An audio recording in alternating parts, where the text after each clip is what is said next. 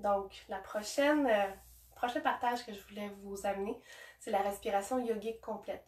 Donc, une respiration de base en yoga qui nous permet à amener plus de calme, à apaiser le mental, préparer le corps à la relaxation, à la détente, mais aussi en augmentant l'amplitude des poumons et du ventre, ça vient augmenter l'énergie, donc le prana qu'on dit en yoga. Donc, augmenter notre vitalité, notre taux vibratoire.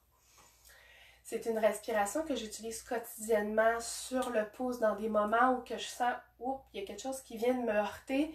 Je sens que l'angoisse monte ou l'anxiété monte. Oups, je me recule, je m'en vais aux toilettes, je respire un peu, je fais la respiration yogique et ça me permet de me redéposer.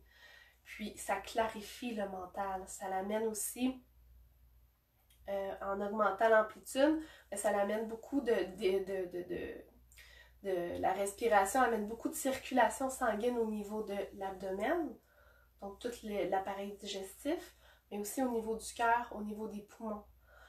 Donc en augmentant l'amplitude, on amène plus de sang, on augmente l'amplitude aussi de nos poumons. Souvent, on respire en 2 temps.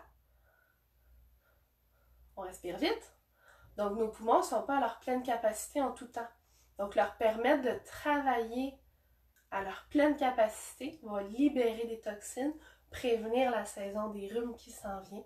Donc c'est plein de petits détails comme ça que simple respiration peut amener dans votre quotidien.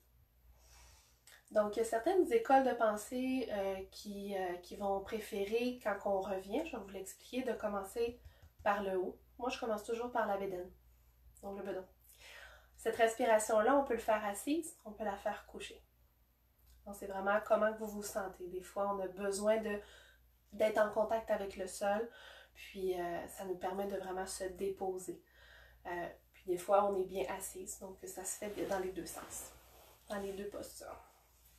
Donc moi, j'invite mes élèves à mettre une main sur leur abdomen, puis une main au niveau de leur cage thoracique. Puis on va commencer sans vouloir changer la respiration, simplement l'observer telle qu'elle est. Donc on peut respirer par le nez, puis observer où est-ce que la respiration se situe. Est-ce qu'elle est plus en bas? Est-ce qu'elle est plus en haut? Est-ce qu'elle est rapide? Est-ce qu'elle est lente?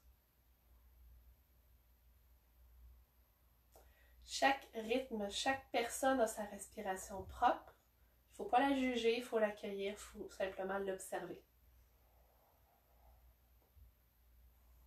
Donc, quand on respire par le ventre, donc on va essayer de ramener la respiration dans l'abdomen. Donc, à chaque inspire, on gonfle le ventre. Et à chaque expire, on revient à la normale. On peut prendre quelques respirations à inspirer par le nez et à l'expire par la bouche. On vide l'air de l'abdomen. Encore 2 fois. Et on expire par la bouche. Une dernière.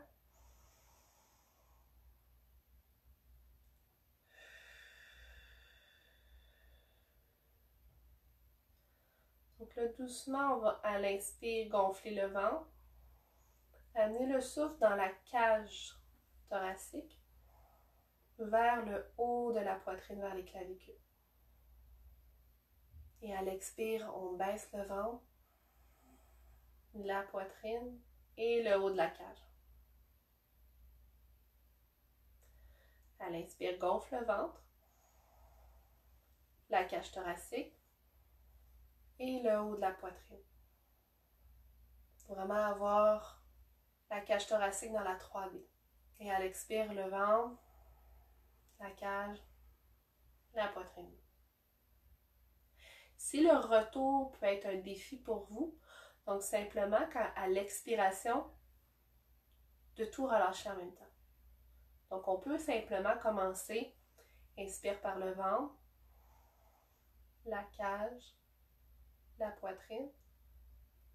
Et à l'expire, on abaisse toute la poitrine et l'abdomen ensemble. On ne veut pas rentrer dans l'analyse de forcer le souffle. Donc si pour vous, vous semblez être saccadé, vous semblez être à bout de souffle, c'est correct, respectez votre rythme.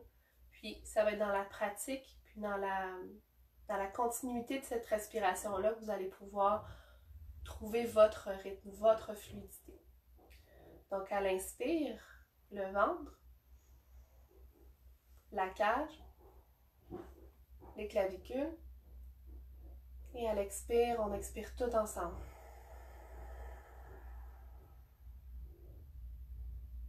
Trois fois. Inspire, le ventre, les clavicules, excusez, la cage, les clavicules. Et expire tout ensemble.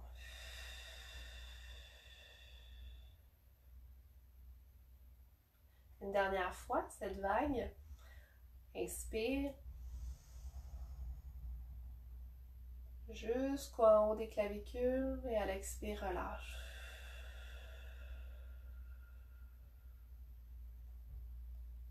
Et plus en plus que vous allez avancer dans la pratique, donc c'est pas obligé de faire ça 5 minutes, 10 minutes. On peut vraiment faire des courtes périodes. C'est vraiment l'important, c'est de s'écouter. Écouter notre rythme, écouter notre corps, écouter ce que ça fait dans notre corps.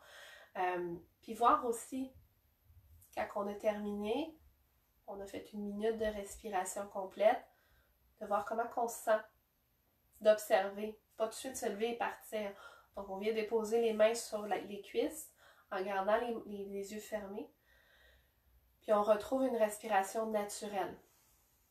On retrouve notre posture de témoin, d'observation.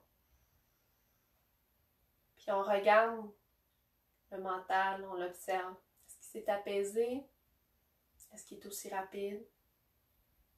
On peut regarder notre respiration aussi. Est-ce que la respiration s'est calmée? Est-ce qu'on se sent plus en conscience, en présence dans le moment, ici, maintenant? Donc on peut avoir un petit journal aussi, puis écrire comment qu'on s'est senti après chaque épisode de respiration.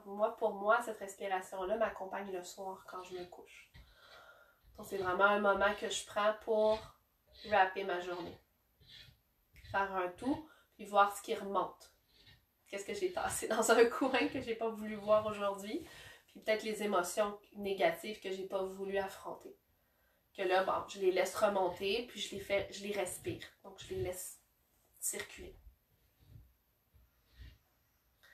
Et plus en plus que la pratique va avancer, donc comme j'ai expliqué, la respiration yogique, à l'inspire, on va amener le ventre, la cage thoracique et le haut de la cage. Puis à l'expire, ça va être le ventre, le milieu et le haut. Telle une vague. Et après ça, on va pouvoir observer. Parce que notre cage thoracique, c'est un ensemble, hein? Donc nos côtes sont attachées après notre sternum, sont attachées après notre colonne vertébrale. Puis la cage thoracique, elle bouge dans ce sens-là, avant-arrière, mais aussi dans ce sens-là.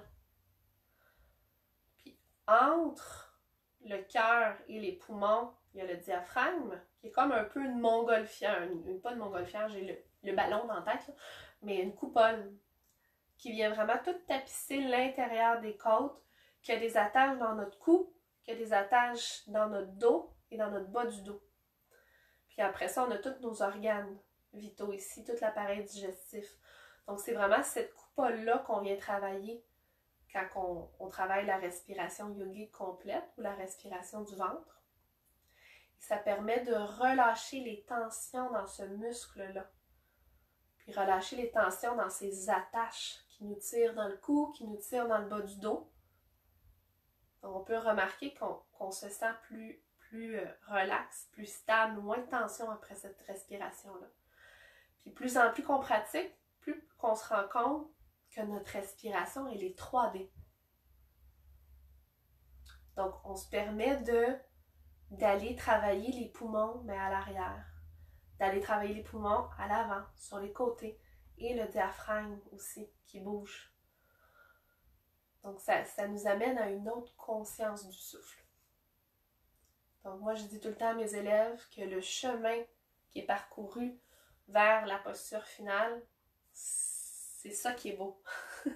C'est ce chemin-là qu'on doit apprécier.